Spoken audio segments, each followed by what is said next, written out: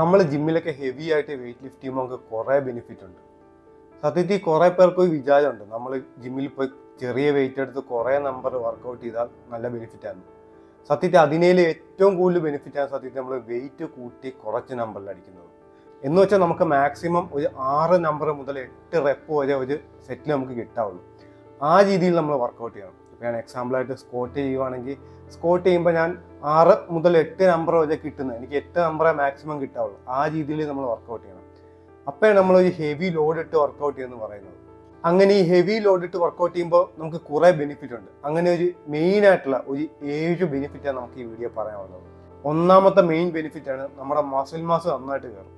നമ്മൾ ഹെവി ആയിട്ടും നല്ല ഫോമിലും വർക്കൗട്ട് ചെയ്യുമ്പോൾ നമ്മുടെ മസിലിന് അത്ര സ്ട്രെസ് കിട്ടും. ഇപ്പം ഞാൻ ഈ പറഞ്ഞ പോലെ 6 മുതൽ 8 നമ്പർ വരെ ചെയ്യുമ്പോൾ നമുക്ക് നല്ല സ്ട്രെസ്സായിരിക്കും നമ്മുടെ മസിലിന് കിട്ടുന്നത്.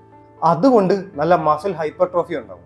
അങ്ങനെ മസിൽ ഹൈപ്പർട്രോഫി ഉണ്ടാകുന്നതുകൊണ്ട് നമ്മുടെ മസിലിന് നല്ല സൈസും സ്ട്രെങ്തും ഓവറോൾ നമ്മുടെ ഫിസിക്കും നല്ല ഷേപ്പും കിട്ടും. പിന്നെ രണ്ടാമത്തെ മെയിൻ ബെനിഫിറ്റാണ് നമ്മുടെ സ്ട്രെങ്തും പവറും നന്നായിട്ട് കൂടും.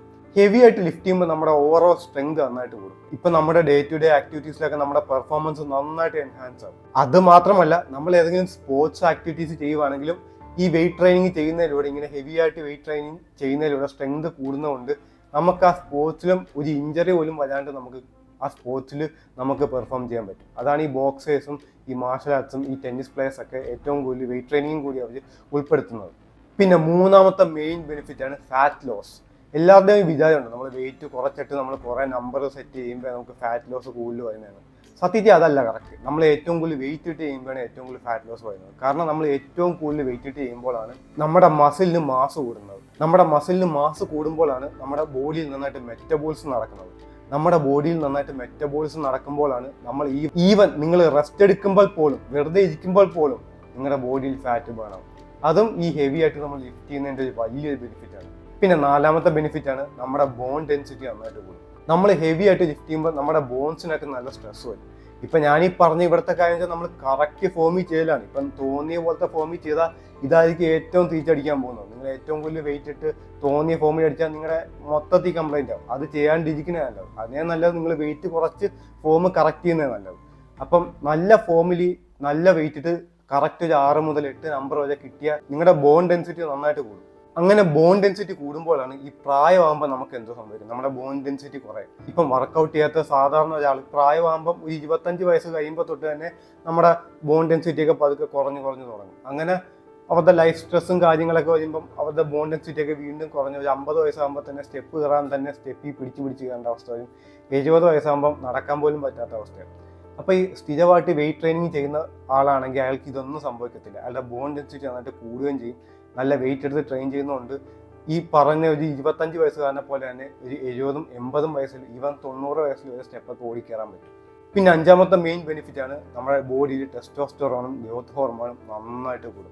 നല്ല വെയിറ്റ് എടുത്ത് ട്രെയിൻ ചെയ്യുന്നതിലൂടെ നമ്മുടെ ബോഡിയിൽ ഇങ്ങനത്തെ ഹോർമോൺ നന്നായിട്ട് റൈസ് ആവും. ഇങ്ങനെ ടെസ്റ്റോസ്റ്ററോൺ കൂടുന്നതുകൊണ്ട് നമ്മുടെ ബോഡിയിൽ നല്ല റിക്കവറിയും നമ്മുടെ ഓവറോൾ നമ്മുടെ ലൈഫിലും നല്ലൊരു ചേഞ്ചാണ് സംഭവിക്കുന്നത്. ഈവൻ നിങ്ങളുടെ സെക്ഷൽ ലൈഫ് വരെ നന്നായിട്ട് ചേഞ്ച് ആവും.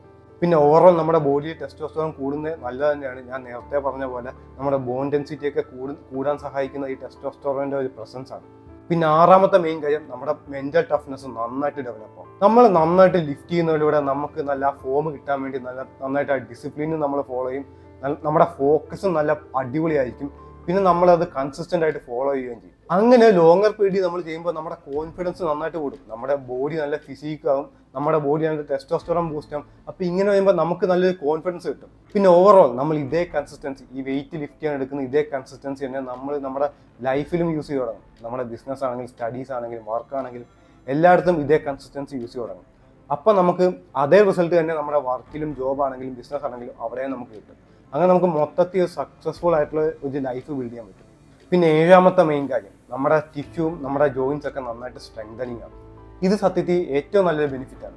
ബിക്കോസ് നമ്മൾ ലിഫ്റ്റ് ചെയ്യുമ്പോൾ നന്നായിട്ട് ഹെവി ലോഡ് നമ്മൾ ലിഫ്റ്റ് ചെയ്യുമ്പോൾ നമ്മുടെ ലിഗമെന്റ്സും ടെൻഡൻസും ഒക്കെ കുറച്ചുകൂടി റീജനറേറ്റ് ആവും. അങ്ങനെ അത് അത്രയും റീജനറേറ്റ് ആകുമ്പോൾ നമുക്ക് ഇഞ്ചറി വരാനുള്ള ചാൻസ് വളരെ കുറവാണ്. ഇപ്പം ഞാൻ കേൾക്കുന്നുണ്ട് കുറേ സ്ഥലത്ത് ആളുകൾ ഈ പെട്ടെന്ന് ഡാൻസ് കളിക്കാനൊക്കെ ഇറങ്ങുമ്പോൾ അവർക്ക് പെട്ടെന്ന് കാലിലൊക്കെ ഇഞ്ചറി വരുന്നുണ്ട്.